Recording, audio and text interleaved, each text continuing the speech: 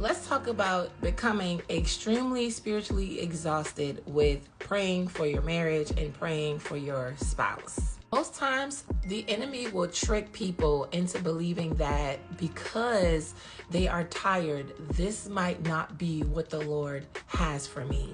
When the reality is, becoming tired is actually a part of the process.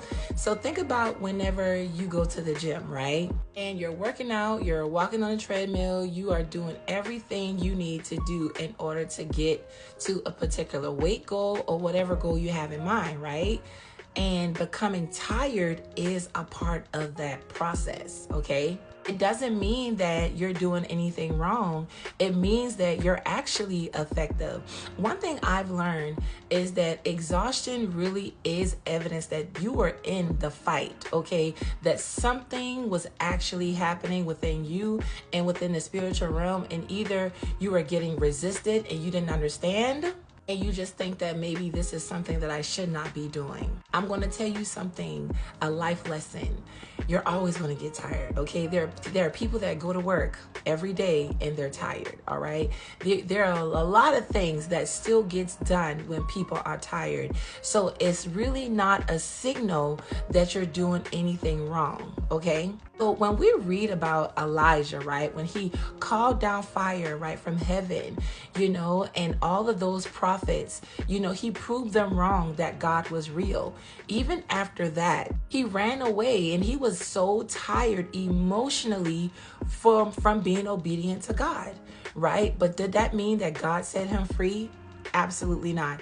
God gave him a resting period. He allowed him to sleep. He fed him. He even sent him an angel, right? But he still had to continue in obedience. One thing that I have learned that makes you very tired of praying, especially if you're praying every 3 hours, things of that nature. One thing that I have learned is where your heart is. See, I used to be tired too, right? However, my heart was not really surrendered, meaning like I still held on to brokenness. I still held on to what he was doing. I still held on to what he was saying. And as I'm praying, that is all I could think about, him and this other woman and everything that the enemy was using him to do. And when you begin to pray from a burdened heart, then yes, you are going to get tired. It's almost like you have an anchor around your ankle, right? That's dragging you. You see what I'm saying? It's almost like you have some type of chain. And this is where you're going to have to go to God and ask God to set you free from the offense, from the unforgiveness, from the brokenness and everything that you're feeling.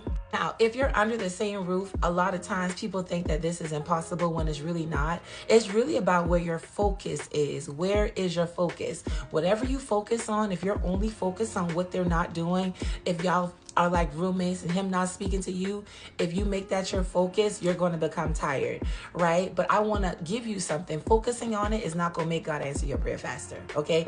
Focusing on it is not going to make God answer your prayer faster. Matthew 11:28 tells us, "Come to me who are all burdened and weary, and I will give you rest." So, yes, give God the offense. Give God everything that you're dealing with. Right now, you're trying to figure this thing out on your own with your own emotions and all of these craziness that's not in your control.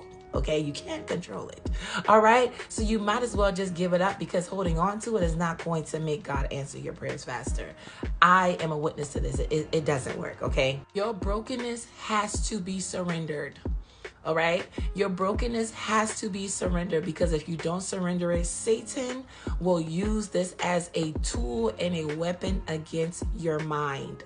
All right. You will not be able to be sober minded or even pray effectively. This was like one of the best lessons I learned about intercession. You cannot be bound in any way emotionally. Yes, you will feel the burden. You know what I'm saying? But that brokenness, you know what I'm talking about.